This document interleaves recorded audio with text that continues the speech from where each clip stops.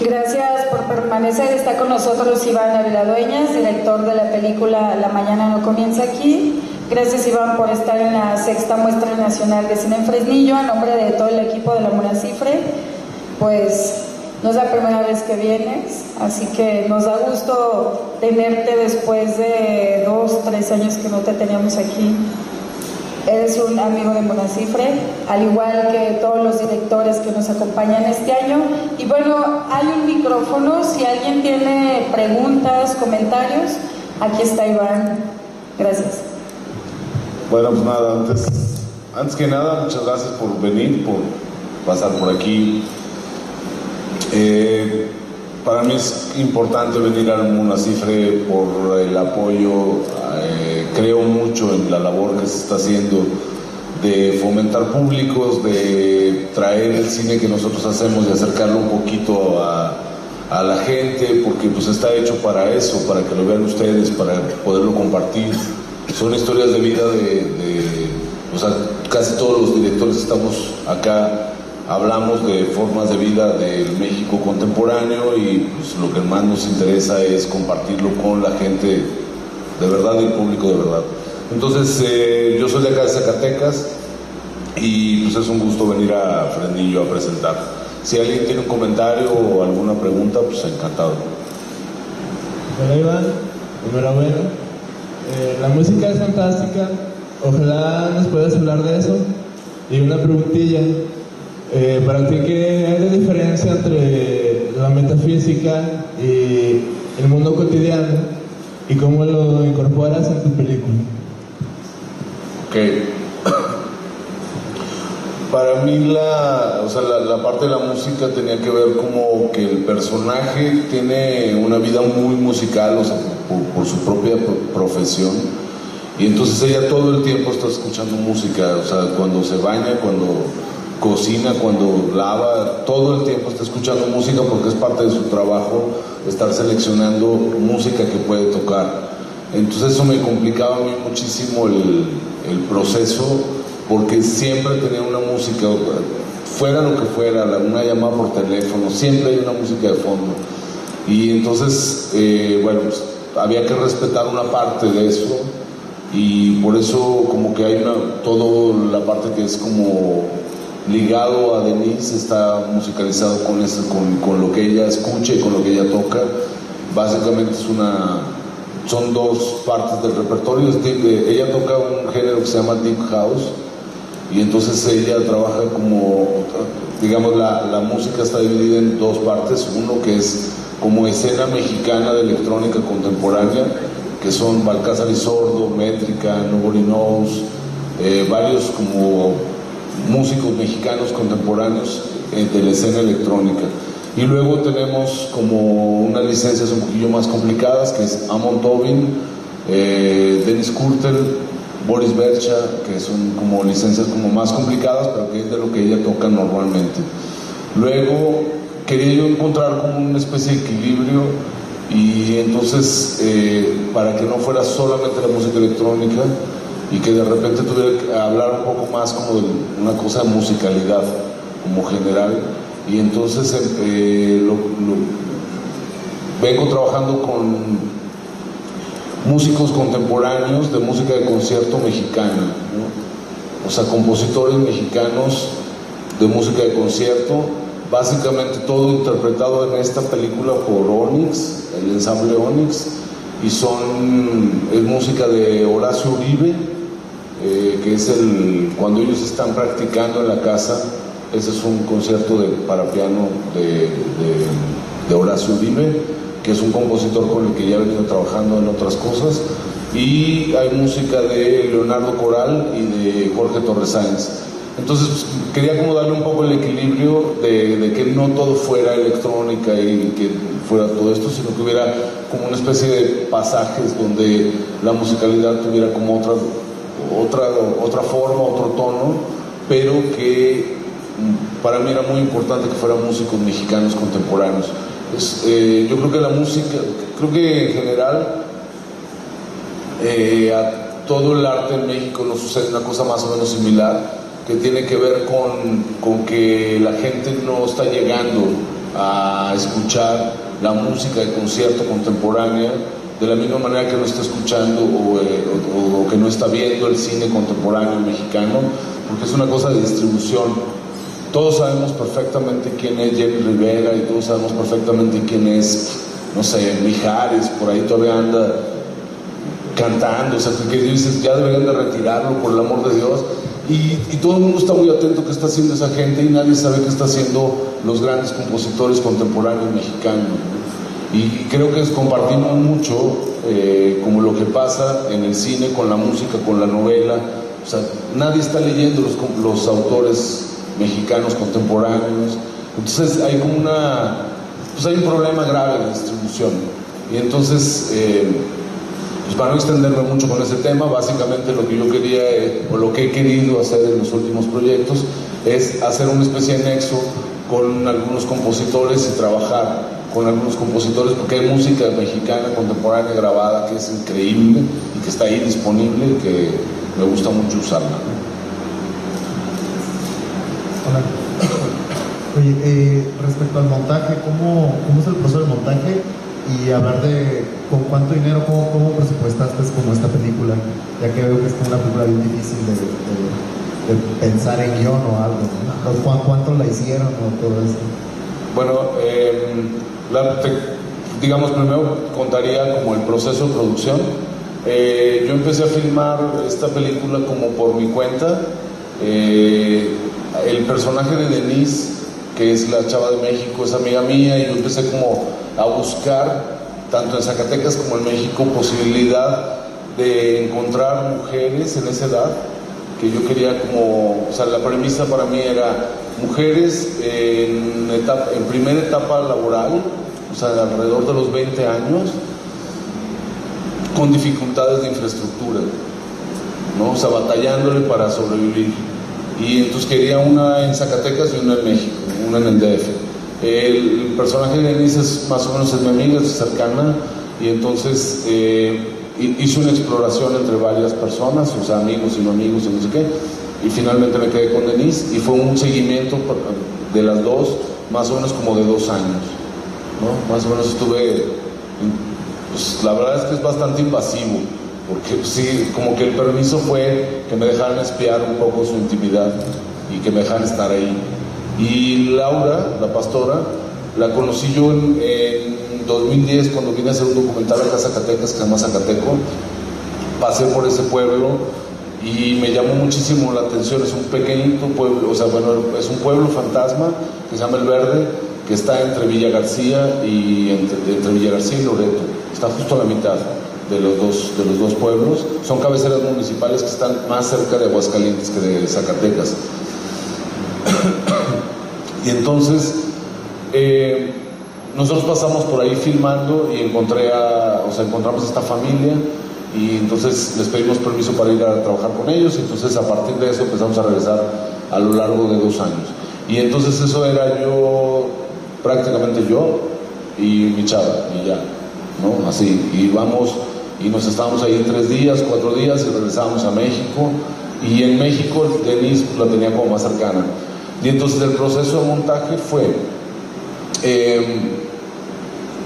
hacer un cronológico completo o sea, como yo iba filmando, de repente paraba 1 semana o 2 semanas porque yo estaba en otra cosa, estaba chambeando, o ellas estaban chambeando, y no sé qué, y de repente regresaba, y no sé qué. Y lo que traté de hacer es como pequeñas secuencias, de cada vez que yo iba, armaba una secuencia, y me sentaba a editar y le daba vueltas y vueltas hasta que hubiera como un objetivo de secuencia, una especie de unidad, una pequeña unidad dramática, y luego la pegaba, y ese consecutivo dura como 11 horas, ¿no? O sea, todo pegado, así, todo junto. Es un chorizo enorme que, pues, la verdad, creo que nomás yo lo vi, no vi mi editor. Y entonces en algún momento, cuando llegamos a ese punto, que ya teníamos como una gran parte de la película hecha, empecé a escribir con Armando López, que es mi coescritor en esta película. Empezamos como a buscar cuáles podría ser como la ruta, cuál podría ser como la manera de ir llevando la película, y a seleccionar de lo que teníamos, y decíamos, ay, a lo mejor aquí podría entrar algo de tal tipo, y entonces ya iba a procurar como alguna cosa así. Y luego editamos ya formalmente con un editor, que es Pedro Jiménez, le dimos una primera estructura, sobre eso volvimos a escribir, editábamos, volvíamos a escribir. Hoy platicaba justo en la comida, como que los procesos de guión de cine, normalmente uno da como 8 o 9 tratamientos, normalmente para una película de largometraje, pues normalmente uno siempre se tarda como 8 tratamientos a que la película quede como fluida. En este caso, los tratamientos son como más en la edición, entonces me tardé mucho editando y tratando de encontrarle como, pues cuando menos una línea que a mí me interesara, y en ese punto lo que hicimos fue como encontrar cuáles eran, como de repente ficcionar, dónde podríamos ficcionar, ¿no? ¿Qué podíamos ficcionar y a qué nivel de ficcionado? Entonces yo en algún momento decidí en uno de los viajes al Verde llevarme a Denise, y llevármela, todavía no sabía muy bien qué iba a hacer, pero dije, bueno, me la voy a llevar. Y entonces más bien lo que hice fue conseguirle un vestuario y no sé qué, y me la llevé, y ahí trabajamos como todo lo que es el sueño del final, ¿no? Y luego a partir de esa construcción nos regresamos y escribimos algunas secuencias que grabamos como para poder encontrar la ruta, más o menos. Y entonces me regreso a una pregunta que no contesté, de lo de la metafísica y esto, que a mí me gusta mucho como esta idea de las realidades paralelas, o de la alternancia de la realidad. Y entonces pues como que al tener estas dos realidades tan distantes, quería encontrar como un punto que las uniera, ¿no? Algo que cuando menos en el mundo del pensamiento estas dos mujeres pudieran encontrarse, y entonces como que por ahí fue, ¿no? A mí me gustan mucho algunas de las escenas de la película, ¿no? Por ejemplo, creo que la parte esta en la que la cabrita está en el departamento de DF, pues se me hace mágico, ¿no? O sea, pararse de repente, tener una cabrita en tu departamento colgada en algún lugar. Y bueno, ya más o menos lo acabas de decir, que son realidades alternas. Un poco lo que yo quería decir es que, bueno, como mi sentimiento, lo que me dejó la película es como que la realidad se rompe, ¿no? O sea, en ese momento en el que ella ve a la chinita, pues hay una ruptura, una fractura con la realidad. Y bueno, en ese sentido, mi pregunta es, para ti, ¿cómo concibes el proceso de lo real, en la medida que pues siempre estás tratando de romperla, ¿no? Y de alguna, me imagino que de alguna manera, pues, además trabajas sobre esta cosa de que son como sentimientos, ¿no? O sea, de repente nosotros decimos, bueno, pues esto ya lo sentí, o sea, es un poco esta percepción, ¿no? O sea, por ahí sería lo que yo quisiera que me platicaras.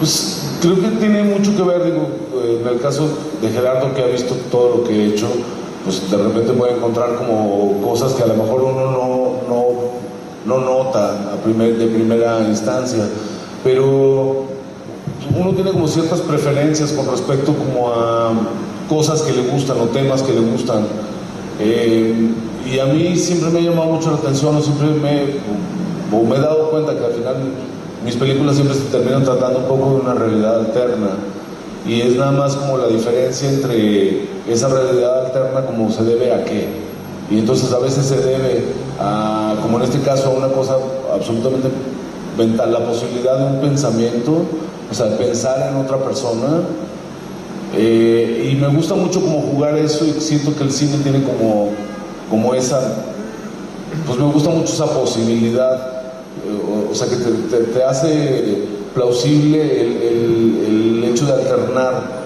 una realidad con la otra, y de que eso no necesariamente sea cierto, y de repente tú puedes cortar y por corte dar a entender que eso no fue. A mí es de las cosas que más me gusta del cine. Y pues nada, no sé si te estoy respondiendo la pregunta completa, pero más o menos tiene que ver como con esa idea de agarrar un tema, desarrollarlo, y en el proceso ir escribiendo, y en ese proceso de escritura de repente cuestionarte mucho, y también ser muy crítico con respecto al que tienes y que a lo mejor no está aportando mucho. Una cosa que platicábamos hoy con esto era que con este esquema de trabajo, a diferencia cuando trabajas con un guión mucho más concreto, tienes una gama más amplia de secuencias de un personaje, y entonces manejando esa gama de secuencias, de repente puedes cambiar el carácter al personaje.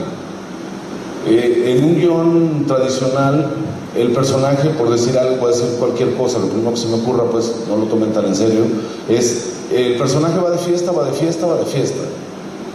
Y en un guión normalmente es así, pero en la vida real el personaje va de fiesta los viernes, pero los lunes sufre cruda, y los martes se pelea con su novio, y los miércoles tiene que salir a chambear, y no sé qué. Entonces yo tengo grabados como muchos estados de ánimo diferentes que puedo manejar, como que si yo quito y pongo la fiesta solamente como una cosa de trabajo, y puedo manejar un poco el carácter del personaje, porque tienes una gama más amplia de emociones, y eso en la ficción es muy difícil.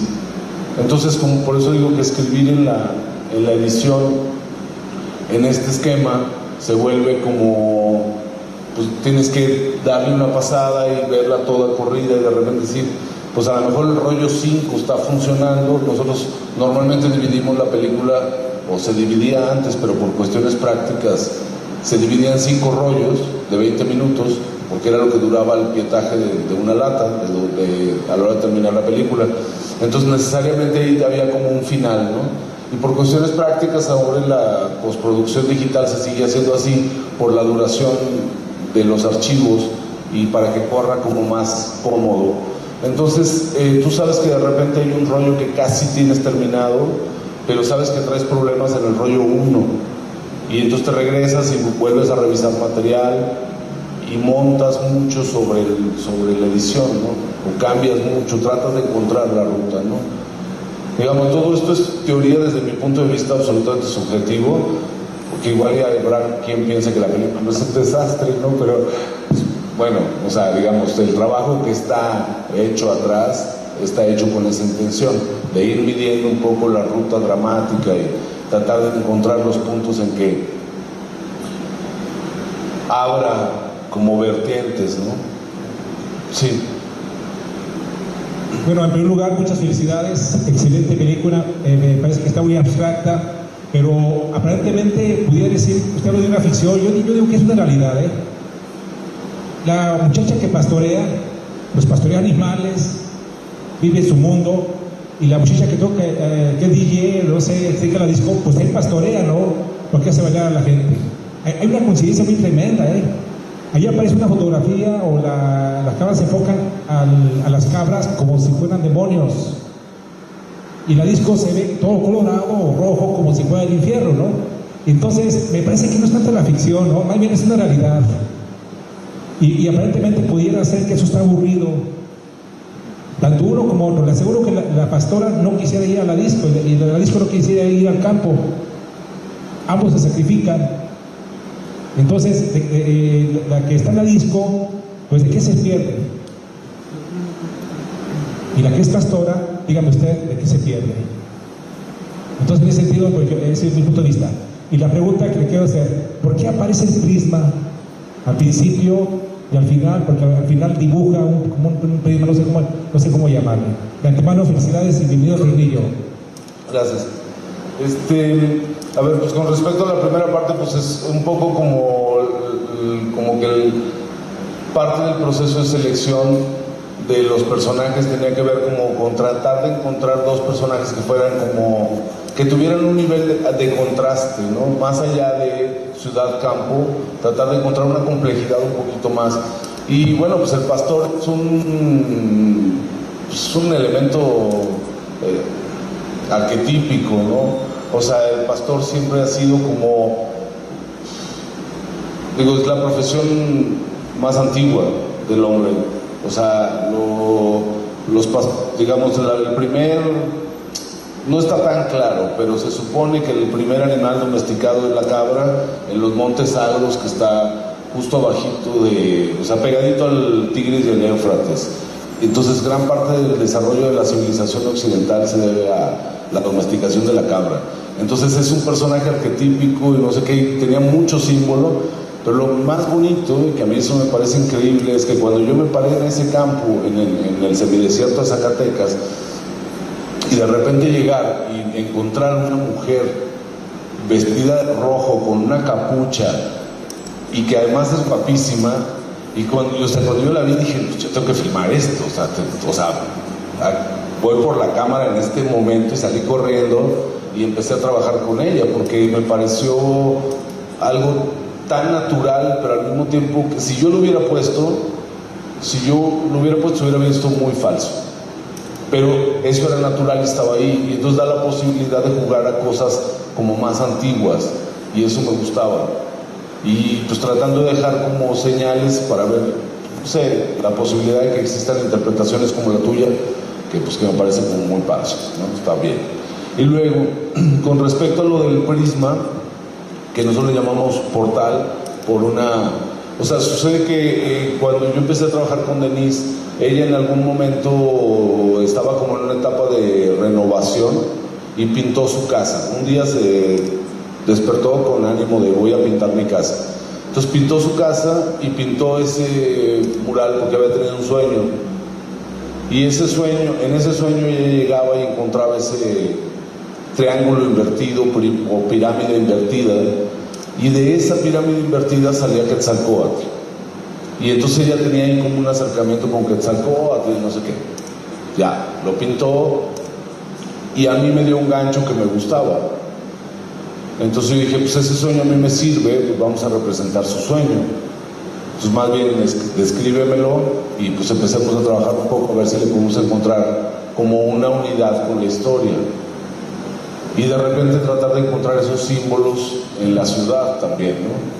Decir, ella sueña esto, lo dibuja, lo pinta en la casa, que eso fue real. Yo nomás llegué y ella estaba pintando y yo lo agarré, pero luego después recreo la otra parte y a partir de esto hago una animación, ¿no? Que esa es la parte ya de postproducción, que arranco de una forma muy independiente, filmando prácticamente yo solo, y cuando tengo ya después de todo este proceso, tengo la película editada y más o menos estructurada, entonces consigo un apoyo de postproducción, que son una de las, de las grandes cosas que hay ahorita en el sistema cultural en México, es que existen apoyos como para este tipo de proyectos. Entonces yo aplico a una beca para postproducir la película, me dan el apoyo y gracias a eso puedo terminar la película como en un nivel de calidad profesional, de salida profesional. Entonces, nada, tiene que ver con eso. Hola, buenas noches.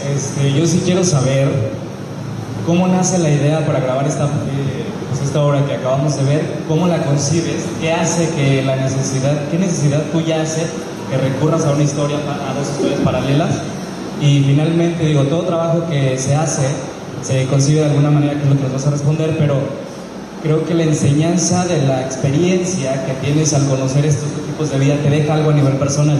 ¿Qué te deja? La idea tiene, de dónde sale, tiene que ver con eso. Yo andaba tratando de buscar una historia, quería explorar el tema de trabajar con actores naturales y meterme a hacer un registro directo de vida y ficcionar a partir de eso. Esa era la premisa. La búsqueda de personajes, porque busqué mucho, incluso vi gente aquí en Fresnillo que tenía la posibilidad de haber sido como el personaje. Eran mujeres alrededor de los 20 años, primera etapa laboral con dificultad de infraestructura. Básicamente es esto. ¿De qué quiero hablar? De mujeres batallando para sobrevivir. Ese era lo que yo andaba buscando. ¿Qué me deja? Cada película es un viaje muy particular para mí y para ellas, ¿no? De hecho, un poco el trato que yo hice con ellas al principio, dije, va a ser difícil soportarme tanto tiempo espiándote, pero son procesos de crecimiento a final de cuentas, porque hay un objetivo, porque estás trabajando en conjunto, porque el hecho de que alguien te esté observando también te obliga como a cuestionarte muchas cosas. Y yo creo que para los dos fue un proceso fuerte. Denise creció muchísimo, o sea, como persona cambió mucho y creció mucho, y cuando cerramos la película y cuando logramos verla, estrenarla y ponerla en una pantalla, fue como un relajar muy a gusto, y creo que para Denise fue como muy enriquecedor. Para Laura es más difícil porque sus condiciones rurales la limitan muchísimo. Ella sigue viviendo en la zona del Verde, ya no vive en el Verde, sino vive en un pueblito cerca que se llama Crisóstomo. Tiene que chambear mucho y Laura no pudo terminar la preparatoria, entonces son chambas muy precarias, ¿no? Cuando le estrenamos la película en México, llevamos a Laura y a su hermana, a Guadalupe, la que sale en la película también, y para ellas pues fue un viaje o sea, nunca habían ido a la Ciudad de México y fue un romper así absolutamente. Las tratamos como de guiar mucho, como de llevar y no sé qué, pero nomás imagínate lo que significa vivir en esta ciudad, o sea, en este pueblito, dedicarte a eso todo el día y de repente corte, estás en un hotel 5 estrellas en la Ciudad de México. Ya con eso, deja tú que salgas a pasear, ya con eso es un rompimiento lo suficientemente fuerte.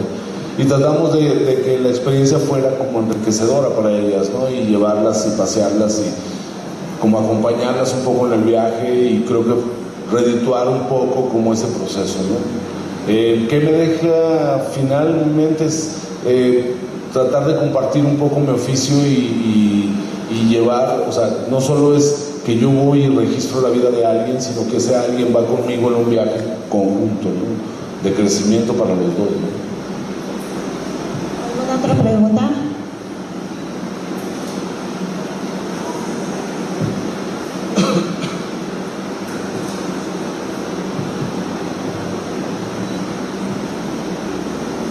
Bueno, creo que ya, ¿verdad?